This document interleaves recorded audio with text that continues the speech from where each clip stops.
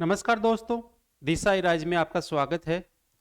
जैसे कि पिछली वाली क्लास में हमने भारतीय संविधान की जो प्रश्नोत्तरी की है उसमें 35 क्वेश्चन थे। आज उसका सेकंड पार्ट है भारतीय संविधान की प्रश्नोत्तरी 2। इसके अंदर हम आपको इम्पोर्टेंट 40 क्वेश्चन लेके आए हैं और यह जो टॉपिक है आपका पहला ही टॉपिक है भारतीय संविधान का संवैधानिक विकास की बात कर रहे हैं, ठीक है ना। जो इसके इम्पोर्टेंट क्वेश्चन है वो लेके आए हैं, जो एग्जाम में आए हुए भी है कुछ और इम्पोर्टेंट है कि एग्जाम में ये आ सकते हैं, ये मोस्टली आपको एग्जाम में दिखेंगे। तो देखिए आगे के सवाल जो भी रहेंगे आप इन क्वेश्चनों का आंसर कमेंट में दीजिए और आपको चेक कीजिए कि कितने सही कर रहे हो, आपकी तैयारी कैसी चल रही है। तो देखिए आज का जो पहला सवाल है 36 नंबर का जो सवाल है आज का, इसमें यह कह रहा है कि 1946 के चुनाव के पश्चात मुस्लिम लीग ने किस प्रांत में अपनी सरकार बनाई थी। 1946 के अंदर क्रिप्स मिशन, ये कैबिनेट मिशन जब भारत आया था तो कैबिनेट मिशन ने जब चुनाव करवाए थे संविधान सभा के लिए, तो उसके अंतर्गत क्या कह रहा है ये कि मुस्लिम लीग ने, ध्यान से सुनो, मुस्लिम लीग ने किस प्रांत में अपनी सरकार बनाई थी। तो देखिए यहां पे बात करते हैं, तो देखिए बंगाल के अंदर बात करते हैं, बंगाल के अंदर बात करते हैं, बंगाल के अंदर मुस्लिम लीग ने यहाँ पे क्या बनाई थी, सरकार बनाई थी, एकमात्र सरकार बनी थी, ठीक है ना। या इस समय की बात करते हैं तो कुल प्रांत जो थे, प्रांत यहाँ पे 11 थे। 11 प्रांतों में से 8 प्रांतों के अंदर 8 प्रांतों के अंदर कांग्रेस ने सरकार बनाई थी। एक में क्या किया था, एक के अंदर फिर साझेदारी के साथ बनाई थी और इसके बाद में एक जो सरकार बनी थी वो अलग पार्टी की बनी थी और वो बनी थी पंजाब के अंदर। तो ये भी सवाल आ जाएगी कि इसके अंदर कांग्रेस ने किस किस राज्य के अंदर सरकार नहीं बनाई, तो वो बंगाल और पंजाब है। बाकी साझा करके सरकार बना ली थी बाकी के अंदर 9 राज्यों के अंदर, तो 9 प्रांतों के अंदर। लेकिन मुस्लिम लीग की बात करते हैं तो मुस्लिम लीग अपनी सरकार कहां बनाती है, पश्चिमी बंगाल के अंदर। तो इसका जो अपना आंसर रहेगा वो आंसर रहेगा ए आंसर रहेगा, ठीक है ना। देखिए आगे के क्वेश्चन की बात करते हैं हम। आगे का जो क्वेश्चन है वो देखिए, निम्नलिखित में से किसने सुझाव दिया था कि भारत की स्वतंत्रता के बाद भारतीय राष्ट्रीय कांग्रेस को एक राजनीतिक दल के रूप में भंग कर देना चाहिए। यानी स्वतंत्रता मिलने के बाद में यह सुझाव दिया गया कि कांग्रेस जो अभी वर्तमान में, उस समय की बात करें, जो कांग्रेस है उसको भंग कर दिया जाए। हो सकता है ये आगे जाके ये क्या हो, इसका नुकसान भी उठाना पड़े, तो ठीक है ना। जो ये सुझाव देने की बात हुई थी ये दी थी महात्मा गांधी ने। महात्मा गांधी ने यह सुझाव दिया था कि इस जो कांग्रेस है तत्कालीन तब समय की, इसको भंग कर देना चाहिए, ठीक है। तो ये तो क्वेश्चन है, इजी है, आपको आता भी होगा। तो ये राजनीतिक दल की बात कर रहे हैं जो महात्मा गांधी ने कांग्रेस को भंग करने की बात की थी। आगे के क्वेश्चन की बात अपन करते हैं। देखिए इनमें से आपको क्या कह रहा है कि निम्नलिखित कथनों पर विचार कीजिए। यानी कि इसमें कथन दिए हुए हैं और ये कथन सही है या गलत है, इसके बारे में अपन चर्चा करेंगे। तो देखिए, तृतीय गोलमेज सम्मेलन के विचार विमर्श की परिणति सरकार अधिनियम 1935 के पारित होने के स्वरूप में थी। बिल्कुल सही है ये बात। 3 गोलमेज सम्मेलन हुआ था, जिसको तीसरे की बात कर रहे थे, तो वो किसकी बात कर रहे थे, 1935 का जो अधिनियम आ रहे थे उसको पारित होने के स्वरूप में थी, बिल्कुल सही है। दूसरा जो कथन है वो क्या कह रहा है, भारत सरकार अधिनियम 1935 ने ब्रिटिश भारत के सूबों और भारतीय रियासतों के एक संघ पर आधारित ऑल इंडिया फेडरेशन के गठन का पर उपबंध थी या किया था। तो बिल्कुल किया था। इस 1935 का जो अधिनियम आया था इसके अंदर देशी रियासतों को प्लस जो ब्रिटिश राज्य हैं या ब्रिटिश प्रांत है, इनको जोड़कर, इनको सम्मिलित कर कर एक संघ बनाया गया जिसका नाम था अखिल भारतीय संघ। अखिल भारतीय संघ, ठीक है ना। जिसके अंदर क्या हुआ था, देशी रियासतों ने इसका विरोध कर दिया था, ठीक है ना। तो इसके बात करें तो ये भी अपना कथन सही है और ये भी कथन सही है। तो उपयुक्त कथनों में से दोनों ही सही है। तो कहां पे आ रहा है, 1 और 2 दोनों ही सही है। तो इसका आंसर अपना जो रहेगा वो क्या रहेगा, आंसर सी रहेगा। कथन पहला और कथन दूसरा दोनों ही क्या है, इसके अंदर राइट है, ठीक है। आगे क्वेश्चन की अपन बात करते हैं। देखिए आगे का क्वेश्चन क्या कह रहा है, निम्नलिखित कथनों पर विचार कीजिए। वापस कथनों वाला सवाल अपने पास आया सामने। क्या कह रहा है ये कि भारत की संविधान सभा ने राष्ट्रीय ध्वज का प्रारूप 22 जुलाई 1947 को अपनाया था। यानी कि जो तिरंगा झंडा अभी वर्तमान में है अपना, इसको भारतीय संविधान सभा ने, या कह सकते हैं कि इस राष्ट्र ने कब अपनाया था, तो बिल्कुल यहां की बात कर रहे हैं तो इन्होंने एक तारीख दी है 22 जुलाई 1947, बिल्कुल इसी दिन दिया गया था, ये अपनाया गया था। दूसरा क्या कह रहा है, राष्ट्रीय ध्वज के बीच के चक्रों, जो बीच में चक्र होते हैं उसमें तीलियों की संख्या 21 होती है क्या, 21 होती है क्या, नहीं 21 नहीं होती है, कितनी होती है, 24 तीलियां होती है, नीले कलर की होती है ये, ठीक है ना। तो ये 24 है, तो यहाँ पे ये वाला तो सही है अपना, और ये क्या हो गया, गलत हो गया। तीसरा क्या कहता है, राष्ट्रीय ध्वज की लंबाई और चौड़ाई का अनुपात 3:4 है क्या, नहीं सा, ये 3:4 नहीं है, ये 3:2 है। तो ये कथन भी क्या हो गया अपना, गलत हो गया। तो इसका मतलब मैं क्या कह सकता हूं, इसका जो अपना आंसर रहेगा वो रहेगा केवल एक नंबर जो अपना कथन है वो क्या है, राइट है, ठीक है ना। आगे का क्वेश्चन अपन देखते हैं। आगे क्वेश्चन देखिए, इसमें लिखा हुआ है, फिर वापस कथन है, भारत का संविधान देश की आवश्यकताओं की पूर्ति करता है, बिल्कुल करता है, ठीक है ना। दूसरा क्या कह रहा है, कारण क्या है, इसका एक संग्रहित संविधान कहा जाता है, बिल्कुल भारतीय जो संविधान है वो संग्रहित है। अलग अलग देशों से यहाँ जो दूसरे देशों के संविधान में जो अच्छी चीजें थी, अच्छे कानून बने हुए थे, ठीक है ना, उनको अपनाया गया था, और इसलिए क्या संग्रहित है, ठीक है ना। उपयुक्त संदर्भ में से निम्नलिखित में से कौन सा सत्य है, ठीक है ना, ए और दो दोनों सत्य हैं, बिल्कुल दोनों सत्य हैं, ठीक है ना। और आर ए का सही स्पष्टीकरण है, ठीक है ना। तो देखिए इसका मतलब ये नहीं है कि आवश्यकताओं की पूर्ति इसलिए नहीं करता है कि वो संग्रहित है, ठीक है ना, नहीं ये नहीं हो सकता। ए और दो दोनों सत्य है, परंतु आर ए का सही स्पष्टीकरण नहीं है, बिल्कुल। यहां पे क्या आर और दोनों सत्य है, लेकिन क्या कह रहा है ये कह रहा है कि एक संग्रहित होने की वजह से ही क्या ये भारतीय लोगों का ये कहते हैं आवश्यकताओं की पूर्ति कर रहा है, तो नहीं, ये दोनों सही है, लेकिन इसका कारण ये नहीं है, ठीक है ना। तो अपना जो आंसर होगा इसके अंदर बी आंसर होगा, ठीक है ना। कथन दोनों ही सत्य है, ये कारण ये भी सही है, ये भी है, लेकिन इसका जो कथन का ये कारण नहीं है, ठीक है ना। आगे की बात अपन देखते हैं। आगे क्वेश्चन क्या कह रहा है, डॉक्टर बी आर अम्बेडकर की अध्यक्षता में संविधान सभा का प्रारूप समिति में कितने सदस्य थे। प्रारूप समिति की बात कर रहा है, देखो प्रारूप समिति के सदस्य की ये बात कर रहे हैं, तो देखिए सदस्य की बात कर रहे हैं तो टोटल 6 सदस्य थे, और कुल सदस्य की बात करते हैं, कुल सदस्य की बात करते हैं तो कुल सदस्य थे 7, एक अध्यक्ष भी था इसके अंदर, तो 6 प्लस अपन 1 कर सकते हैं। तो अध्यक्ष की बात करते हैं तो यहाँ पे कौन अध्यक्ष, क्या सदस्यों की अपन यहाँ पे चर्चा करते हैं तो 6 सदस्य हैं। वो सदस्य भी कौन कौन से हैं वो भी आपको याद होना चाहिए, ठीक है ना। आगे की देखिए क्वेश्चन क्या कहता है, आगे क्वेश्चन ये कह रहा है, भारतीय संविधान सभा की प्रारूप समिति का अध्यक्ष कौन था। पिछले सवाल इसी पे था, और इस बार देखो सदस्य कितने थे, 6, और एक अध्यक्ष था। तो ये अध्यक्ष कौन है इसके बारे में बात कर रहे हैं। तो आप सभी को पता है भारतीय संविधान की प्रारूप समिति का जो अध्यक्ष था वो कौन था, डॉक्टर भीमराव अंबेडकर थे। भीमराव अंबेडकर को क्या प्रारूप समिति का अध्यक्ष चुना गया था संविधान सभा के द्वारा, ठीक है ना। आगे का क्वेश्चन देखते हैं। देखिए आगे का क्वेश्चन क्या है, 1937 के चुनाव के पश्चात यूपी में गठित मंत्रिमंडल में किसको वित्त विभाग की बात करते हैं। जब 1935 का जब अधिनियम, तो 1937 में जब चुनाव हुए थे तो इसके अंदर जब यूपी के अंदर जो सरकार बनी थी तो इसके मंत्रिमंडल के अंदर वित्त विभाग जो दिया गया है वो किसको दिया गया है। तो देखिए यहाँ पे जो अपना आंसर रहेगा वो रहेगा रफी अहमद किदवई को। इनको क्या दिया गया था, यूपी के अंदर वित्त मंत्रालय दिया गया था। तो अपना आंसर यहाँ पे क्या हो गया, सी आंसर है यहाँ पे, ठीक है ना। देखिए आगे का क्वेश्चन, आगे का क्वेश्चन क्या कह रहा है, आगे का क्वेश्चन कह रहा है, संविधान सभा ने भीमराव अंबेडकर की अध्यक्षता में प्रारूप समिति का गठन कब किया। अब इसका क्या डेट पूछ रहा है यहाँ पे साथियों। अब आपको देखिए इनमें से 29 अगस्त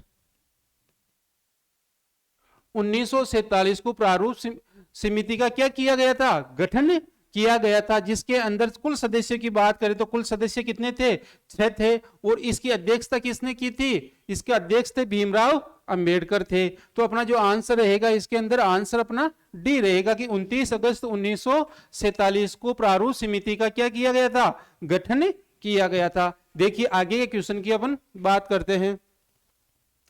आगे क्वेश्चन में क्या लिखा हुआ है, निम्नलिखित में से किस अधिनियम ने संवैधानिक निरंकुशता के सिद्धांत का अनुमोदन किया, ठीक है ना। देखिए यहाँ पे क्या कह रहा है कि कानून जो नियम बना दिया वो नियम तो रहेगा रहेगा, चाहे व्यक्ति जाए तो जाए।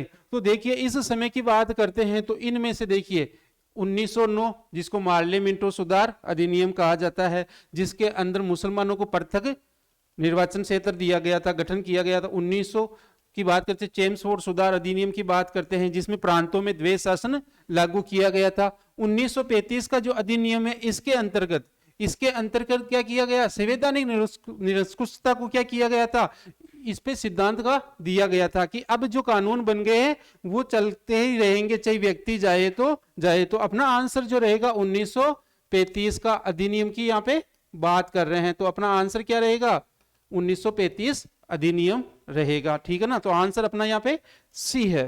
देखिए क्वेश्चन संख्या 46, भारतीय संविधान सभा की प्रांतीय संविधान समिति का अध्यक्ष कौन था। देखिए संविधान सभा के अंदर ना और समितियां बनाई गई थी, उन समितियों की भी यहाँ पे है चर्चा हो रही है। उनमें से एक समिति है कौन सी, प्रांतीय संविधान समिति की, यानी प्रांतों के अंदर संविधान का जो संविधान बन रहा है उसकी जो अध्यक्षता की है, उसका अध्यक्ष बनाया गया था। वो किसको बनाया गया था, तो वो बनाया गया था सरदार पटेल को, सरदार वल्लभ भाई पटेल को प्रांतीय संविधान सभा का क्या बनाया गया था, अध्यक्ष बनाया गया, और एकीकरण का पूरा भार इन्हीं के ऊपर था। ठीक है ना, तो जो अपना यहाँ पे आंसर होगा वो आंसर डी होगा, सरदार वल्लभ भाई पटेल। ठीक है ना, आगे का क्वेश्चन देखिए,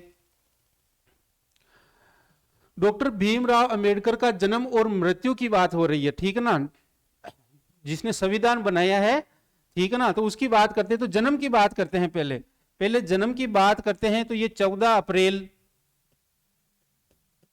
1891 में इनका जन्म हुआ था। ठीक है ना, और मृत्यु की बात करते हैं तो मृत्यु की बात करते हैं तो 6 सितंबर की बात करते हैं। ठीक है ना, 6 सितंबर 1956 को इनकी क्या हुई थी, मृत्यु हुई थी। ठीक है ना, तो ये बात करते हैं, यहाँ पे डेट दी नहीं है, केवल सन दिया हुआ है, तो अपना आंसर होगा 91 और 56। तो 91 और 56 अपना आंसर क्या हो गया, बी आंसर यहाँ पे अपना रहेगा, आंसर बी होगा यहाँ पे अपना। ठीक है ना, देखिए आगे का क्वेश्चन 48, किस वर्ष में जन गण मन को भारत के राष्ट्रगान के रूप में अपनाया गया था। जन गण मन को भारत ने कब अपनाया, राष्ट्रगान जो है वो कब अपनाया। तो देखिए बात करते हैं 24 जनवरी 1950 को संविधान सभा की अंतिम बैठक बुलाई गई थी। संविधान सभा की बात करते हैं, संविधान सभा की क्या बैठाई गई थी, संविधान सभा की अंतिम बैठक। इस अंतिम बैठक में ही जन गण मन या कह सकते राष्ट्रगान को भारत में अपनाया गया था। तो अपन बात करते हैं तो 1950, तो 1950 का है 1950, और इस बैठक की बात करते हैं तो 284 सदस्य इसमें उपस्थित थे, 284 सदस्य इसमें उपस्थित थे। और अपनाया गया कब था, ये 24 जनवरी 1950 को, और 26 जनवरी 1950 को क्या हुआ था, पूर्ण तरह से संविधान को लागू कर दिया गया था। ठीक है ना, तो यहां पे अपना आंसर 1950 रहेगा। ठीक है ना, आगे का क्वेश्चन देखिए, संविधान पांडुलेखन समिति का निम्नलिखित से कौन सदस्य नहीं था। ध्यान से देखिए, पांडुलेखन की बात करें तो यहाँ पे प्रारूप समिति की बात कर रहा है। ये किसकी बात कर रहा है, प्रारूप समिति की यहाँ पे बात कर रहा है। तो देखिए प्रारूप समिति की अपने चर्चा पहले भी की थी कि कभी बनाया गया था, अध्यक्ष कौन था, सदस्य, तो टोटल सदस्य कितने थे, 6 और प्लस 1 7 थे। लेकिन जो ये 6 थे वो कौन कौन, इनमें से अपने को देखा था कौन नहीं है, तो मोहम्मद सादुल्लाह बिल्कुल थे, दूसरी के मुंशी भी इसके अंदर थे, एस के कृष्ण अय्यर ये भी थे, और जवाहरलाल नेहरू इसके अंदर सदस्य नहीं थे। तो इसका आंसर तो अपना जो है वो डी है। और बाकी 3 सदस्यों की बात यहाँ पे करते हैं तो माधव राज थे एक, ठीक है ना, दूसरी बात करते हैं तो एक थे गोपाल कृष्ण अयंगर, ठीक है ना, और एक जो थे यहां पे टीटी कृष्णमाचारी।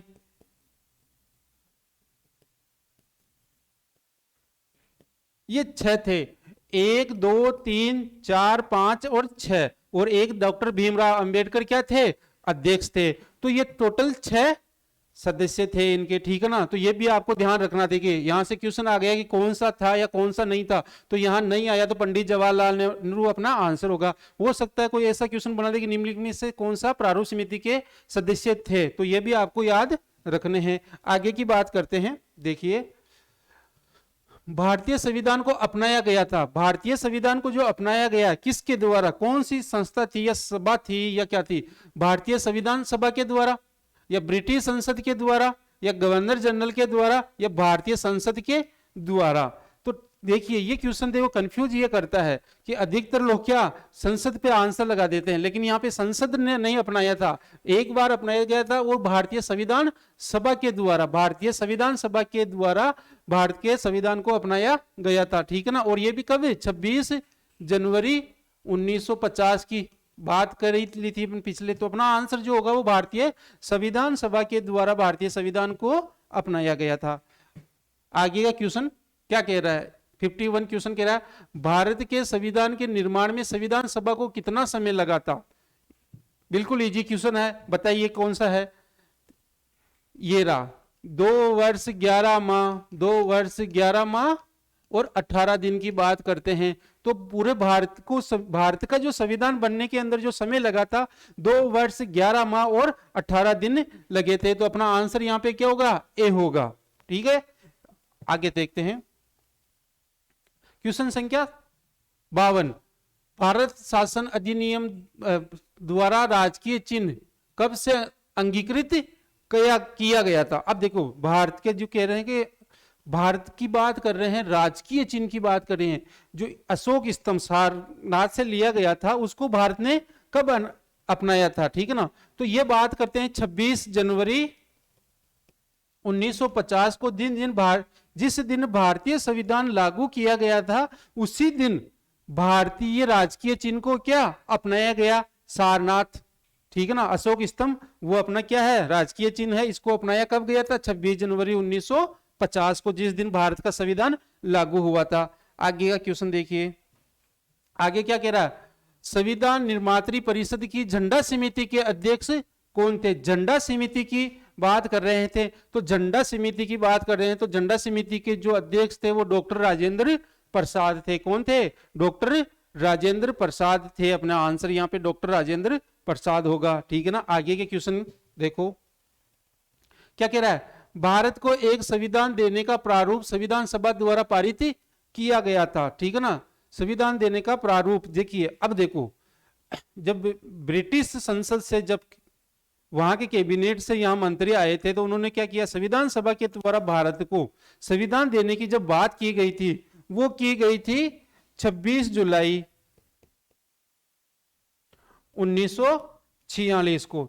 26 जनवरी 1946 जुलाई 1946 को ये बात की गई थी और कैबिनेट मिशन के द्वारा की गई थी। तो अपना जो आंसर होगा वो क्या होगा? डी होगा। ध्यान से देखिए, भारतीय संविधान देने के प्रस्ताव की बात कर रहा है, कैबिनेट मिशन के द्वारा ये बात की गई थी। और कब की बात है? ये 26 जुलाई 1946 की बात है यहाँ पे। आगे देखिए क्वेश्चन संख्या 55, भारत की स्वतंत्रता के समय इंग्लैंड में किस पार्टी की सरकार थी? इंग्लैंड की बात, जब भारत की आजादी मिली थी भारत को, तो इस समय इंग्लैंड के अंदर जो सरकार थी वो किस पार्टी की थी? तो देखिए यहां पे बात करते लेबर पार्टी की बात करते, तो जैसे मजदूर दल की पार्टी थी या लेबर पार्टी की यहां पे क्या थी? सरकार थी, जिसके प्रधानमंत्री थे लेबर पार्टी के थे, ठीक है ना। आगे क्वेश्चन देखिए 56, निम्नलिखित अधिनियमों में से किस अधिनियम के फलस्वरूप वर्मा भारत से अलग हुआ था? जब अधिनियम आए थे तो वर्मा जो देश है वो भारत से कब अलग हुआ था, इसकी बात कर रहे हैं। तो ये 1935 का जब अधिनियम आया था, 1935 के अधिनियम के अंदर आरबीआई की भी स्थापना हुई थी, अखिल भारतीय संघ की भी स्थापना हुई थी, ठीक है ना। अखिल संघीय न्यायालय की भी स्थापना इसी अधिनियम के तहत हुई थी। तो अब ये जो वर्मा है भारत से जो अलग हुआ था कौन से अधिनियम के तहत? 1935 के अधिनियम की। तो कहां पे? ये रहा अपना गवर्नमेंट ऑफ इंडिया एक्ट 1935 का जो अधिनियम आया था, इसके तहत वर्मा भारत से क्या हुआ था? अलग हुआ था। तो अपना आंसर क्या रहेगा? सी रहेगा।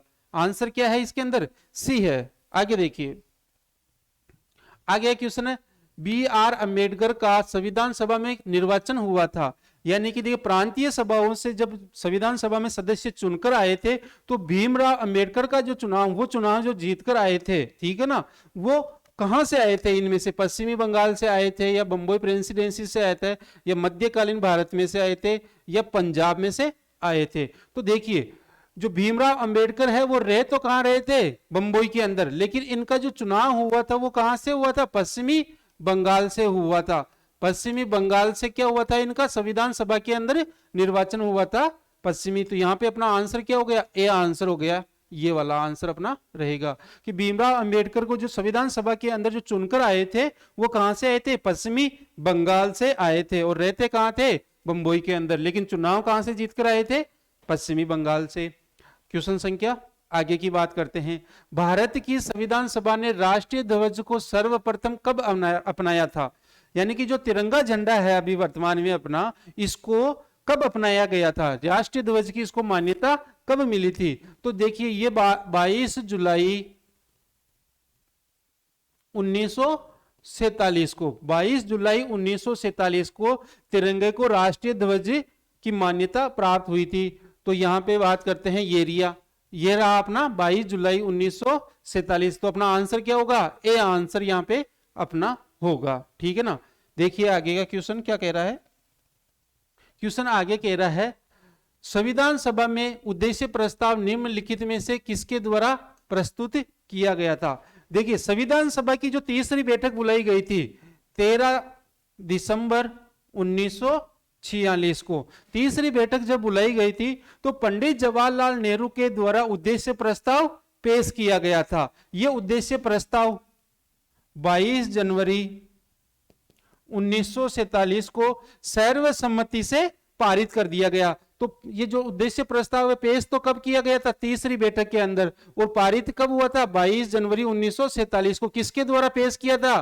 पंडित जवाहरलाल नेहरू के द्वारा पेश किया गया था, ठीक है ना। तो अपना आंसर इस क्वेश्चन का जो आंसर रहेगा अपना बी आंसर रहेगा।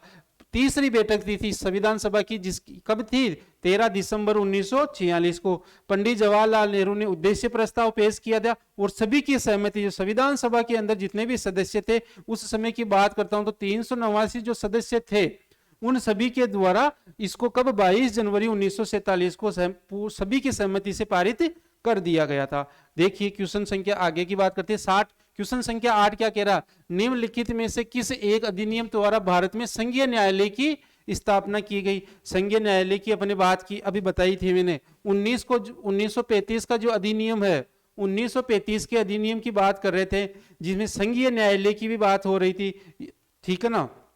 तो संघीय न्यायालय क्या था कि जब इस अधिनियम के थे अखिल भारतीय संघ, अखिल भारतीय संघ जो देशी रियासतों से प्लस जो ब्रिटिश प्रांत है दोनों को मिलाकर बनाया गया था, ठीक है ना। लेकिन देशी रियासतों ने इसका विरोध भी किया था। तो इसमें कुछ विवाद हो जाता है, इसमें कुछ विवाद हो जाता है तो इसकी जो सुनवाई होगी वो कहां होगी? संघीय न्यायालय के अंदर होगी। और इसकी जो स्थापना किस अधिनियम के तहत? 1935 का है क्या इसमें? 61 इसमें नहीं है, तो उपयुक्त में से कोई नहीं, उपयुक्त में से कोई नहीं। और संघीय न्यायालय की जो स्थापना इस 1935 के अधिनियम के तहत की गई, लेकिन हुई कब थी? 1937 के अंदर इस संघीय न्यायालय की क्या की गई थी? स्थापना की गई थी, ठीक है ना। तो आगे क्वेश्चन अपन देखते हैं। संविधान सभा के संवैधानिक सलाहकार थे, ठीक है ना। संवैधानिक सलाहकार की बात करते हैं यहां पे, ठीक है ना। तो देखो BN राव, पूरा नाम देखो तो बेनेगल नरसिंह राव है, जो क्या थे? संवैधानिक सलाहकार थे संविधान सभा के अंदर। तो अपना यहाँ पे जो आंसर रहेगा वो सी आंसर रहेगा, BN राव यानी बेनेगल नरसिंह राव जो थे भारतीय संविधान सभा के अंदर जो समिति थी उसके संवैधानिक सलाहकार थे, ठीक है ना। आगे देखते हैं, किसने कहा था भारतीय संविधान सभा कांग्रेस थी और कांग्रेस भारत था? यह बात किसने की थी कि संविधान सभा कांग्रेस है और कांग्रेस ही क्या है? भारत है। इसका मतलब ये कह रहे हैं कि यहां पे ये कहने की बात चल रही थी कि कांग्रेस जो कहेगी वही होगा, इनडायरेक्टली बात करते हैं मुस्लिम लीग की यहाँ पे कोई रोल नहीं रहेगा, ये बात कहने की बात हो रही है। तो ये जो बात की थी वो आइंस्टीन ने की थी। ये बात किसने बोली थी? आइंस्टीन ने ये बोला था कि भारतीय संविधान सभा के अंदर जितने भी है वो कांग्रेसी है, और कांग्रेसी है वही क्या चलाएंगे? भारत को चलाएंगे। मुस्लिम लीग की यहाँ पे कोई जगह नहीं दिख रही है। और ये शब्द किसके थे? आइंस्टीन के थे। तो इंपॉर्टेंट क्वेश्चन है, ध्यान से रखिए इसका भी, ठीक है ना।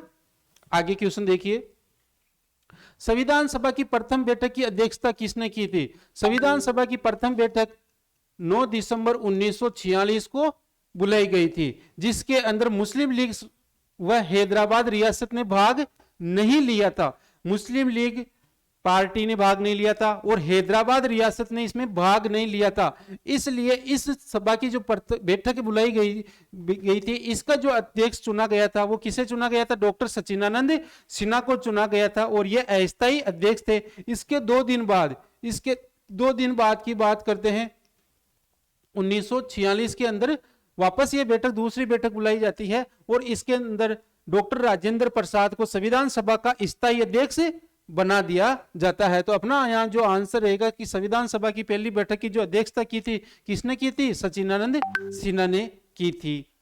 आगे क्वेश्चन देखिए, क्वेश्चन संख्या 64, संविधान को 26 जनवरी के दिन लागू करने का निर्णय इसलिए किया गया, क्यों?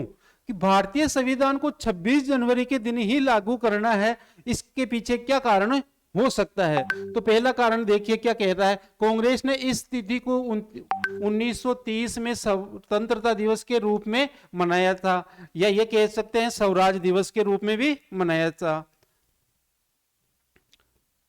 स्वराज दिवस जब लाहौर अधिवेशन हुआ था, लाहौर अधिवेशन में ये घोषणा की गई थी कि आगामी 26 जनवरी 1930 को हम स्वराज दिवस या स्वतंत्रता दिवस मनाएंगे, और उसी दिन से प्रत्येक वर्ष 26 जनवरी से स्वतंत्रता दिवस मनाना प्रारंभ कर दिया गया। इसी कारण से क्या किया इन्होंने? संविधान को लागू करने की बात की गई थी। दूसरी बात करते हैं, तो दूसरा ऑप्शन क्या किया? इस तिथि को 1942 में भारत छोड़ो आंदोलन प्रारंभ हुआ था। नहीं, ये गलत है। ये एक शुभ दिन था, ये कोई विशेष बात नहीं थी। उपयुक्त में से कोई नहीं। तो इसमें से अपना पहला ऑप्शन अपना राइट रहेगा कि 1930 से 26 जनवरी के दिन भारतीयों को क्या स्वराज दिवस मनाना प्रारंभ कर दिया गया था। इसी वजह से 26 जनवरी को भारतीय संविधान को लागू करने की बात की गई थी।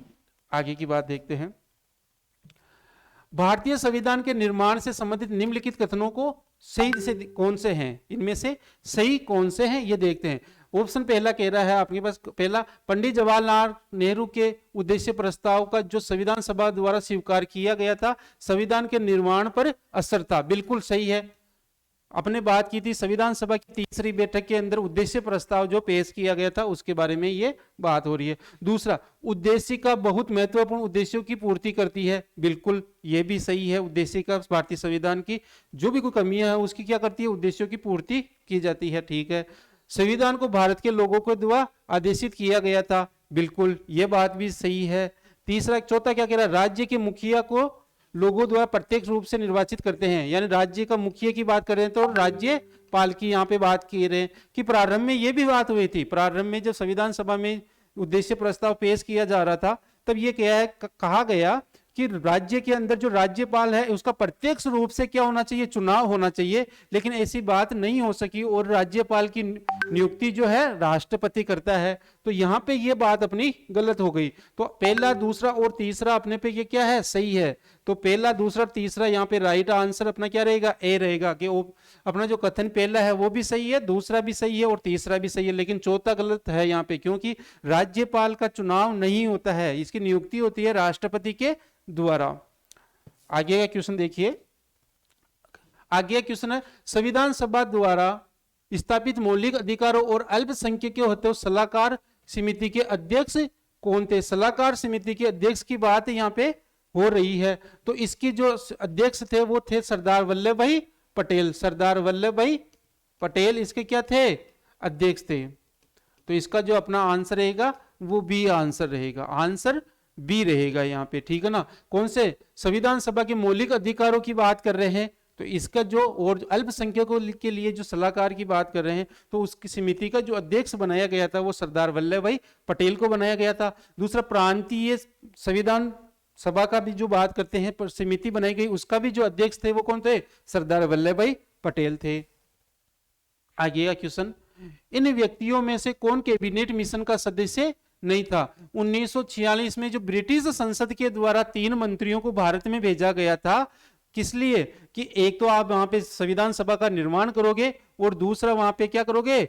चुनाव करवाओगे, ठीक है ना। तो उनमें से 3 सदस्यों को मंत्रिमंडल में कैबिनेट मिशन में जो शामिल थे वो व्यक्ति कौन कौन थे और इनमें से कौन से नहीं थे? तो देखो, पैथिक लॉरेंस इसके अंदर थे, ठीक है ना।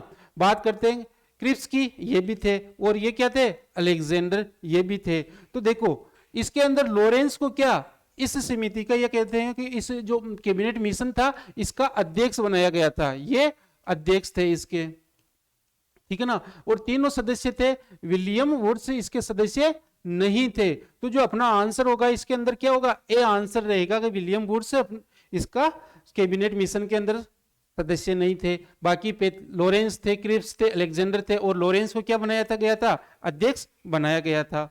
आगे क्वेश्चन देखिए क्या कह रहा है, भारत का संघीय न्यायालय निम्नलिखित में से किस वर्ष में स्थापित किया गया था? देखो 1935 के अधिनियम के तहत संघीय न्यायालय की स्थापना की बात हुई गई, जिसके अंदर अखिल भारतीय संघ के अंदर अगर कुछ विवाद होता है तो उसको ये देखेंगे। तो 1935 के अधिनियम के तहत तो इनको ये बात हुई कि अखिल भारतीय संघ है, उसकी कोई विवाद होता है तो उस विवाद को देखने के लिए या उसको सुलझाने के लिए अखिल भारतीय संघ की बात करते हैं, उसमें संघीय न्यायालय की जो स्थापना करते हैं इस अधिनियम की। लेकिन जो ये इसकी स्थापना हुई थी वो 1937 के अंदर की गई थी। तो न्यायालय की जो स्थापना हुई थी वो 1937 में हुई थी। तो 1937 अपना आंसर है, यहाँ पे आंसर बी हो रहेगा अपना यहाँ पे, ठीक है ना। आगे क्वेश्चन देखिए,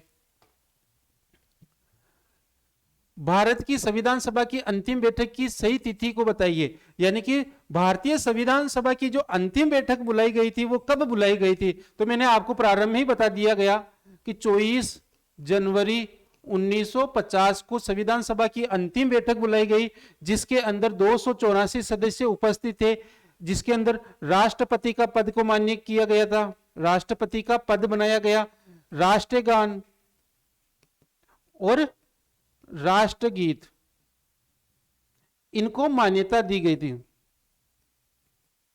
ठीक है ना। तो अंतिम बैठक जो बुलाई गई थी 24 जनवरी 1950 को, जिसमें 284 सदस्य उपस्थित थे, राष्ट्रपति के पद को यहां मान्यता मिली। दूसरा, राष्ट्रीय गान और राष्ट्रीय गीत भी इनको मान्यता मिली। तो ये 24 जनवरी 1950 अपना आंसर रहेगा, आंसर रहेगा सी। अपना आंसर क्या रहेगा इसके अंदर? सी रहेगा।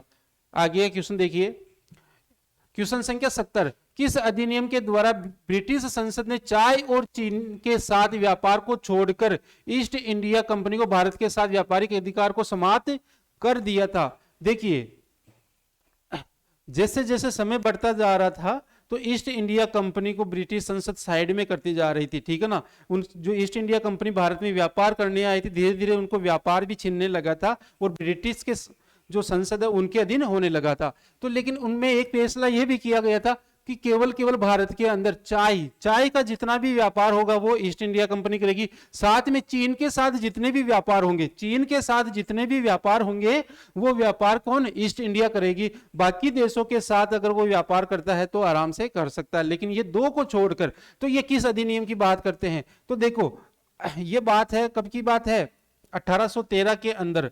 1813 के अंदर जो दूसरा चार्टर एक्ट था, दूसरा चार्टर एक्ट आया था, इस चार्टर एक्ट के तहत क्या कर दिया गया? ईस्ट इंडिया कंपनी पर रोक लगा दी गई और यह कहा गया कि केवल आप चाय और चीन के साथ जितना भी व्यापार है वो करोगे, बाकी नहीं करोगे। तो अपना आंसर रहेगा 1813 का चार्टर एक्ट। तो ये रहा 1813 का चार्टर एक्ट। तो अपना आंसर क्या हो गया? ए आंसर हो गया कि 1813 के चार्टर एक्ट के तहत यह किया गया था। यह सेकंड चार्टर एक्ट था, प्रत्येक 20 वर्ष के लिए ये लाया गया था। आगे क्वेश्चन देखिए 71, नेटिव मैरिज एक्ट किस वर्ष पारित किया गया था? ये है क्या, पहले तो ये देखिए। बाल विवाह के रोकथाम के लिए, बाल विवाह यानी उस समय भी देखिए कि ब्रिटिश जब थे तो उन्होंने बाल विवाह को रोकने के लिए कानून लाया था, वो नेटिव मैरिज एक्ट लाया गया था, ठीक है ना। तो ये किस वर्ष लाया गया था? तो ये लाया गया, सॉरी, ये लाया गया था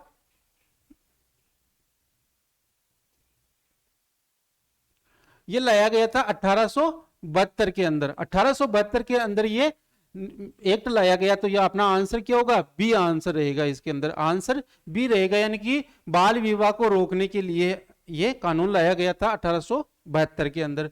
आगे क्वेश्चन देखिए, क्वेश्चन संख्या 72 में क्या करें? वर्ष 1937 के चुनाव में कितने प्रांतों में कांग्रेस का मंत्रिमंडल बना था? देखिए पिछला जो क्वेश्चन आया था हमने इसमें पहले ही बात की थी कि 11 प्रांतों में यहां पे क्या हुआ था? चुनाव हुआ था, जिसमें से 8 प्रांतों के अंदर कांग्रेस ने सरकार बनाई थी।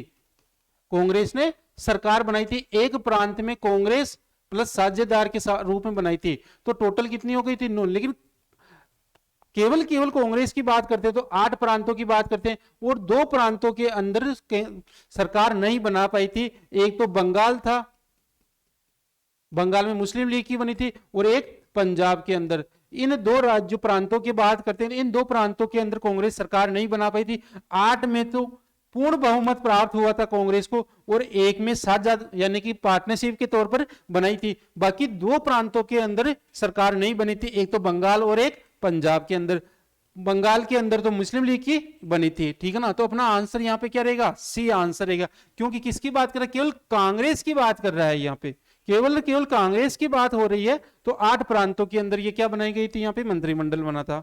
देखिए आगे क्वेश्चन देखते हैं, निम्नलिखित में से किस से भारत में अंग्रेजी शिक्षा की नींव पड़ी थी? देखिए अब हम बात करते हैं तो जो 1813 का सेकंड चार्टर एक्ट आया था, इसके अंदर भारत में ईसाई धर्म का प्रचार प्रसार करने की बात की गई थी। दूसरा कि ईस्ट इंडिया कंपनी केवल चाय और चीन के साथ व्यापार कर सकती है, यह बात की गई थी। और दूसरा यह कहा गया कि ईस्ट इंडिया कंपनी प्रत्येक वर्ष भारतीय शिक्षा पर 1 लाख रुपए खर्च करेगा। तो दूसरे चार्टर एक्ट में शिक्षा की यहाँ पे बात की गई थी, ठीक है ना।